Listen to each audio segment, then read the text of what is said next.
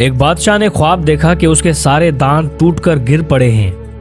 بادشاہ نے ایک مفسر کو بلا کر اسے اپنا خواب سنایا۔ مفسر نے بادشاہ سے کہا، بادشاہ سلامت، اس کی تعبیر یہ بنتی ہے کہ آپ کے سارے گھر والے آپ کے سامنے مریں گے۔ بادشاہ کو بہت غصہ آیا، اس نے مفسر کو قتل کر دیا۔ ایک اور مفسر کو بلوایا گیا، بادشاہ نے اسے اپنا خواب سنایا۔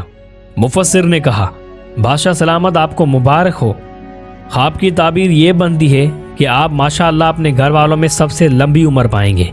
بادشاہ نے خوش ہو کر مفسر کو انعام و اکرام دے کر رخصت کیا۔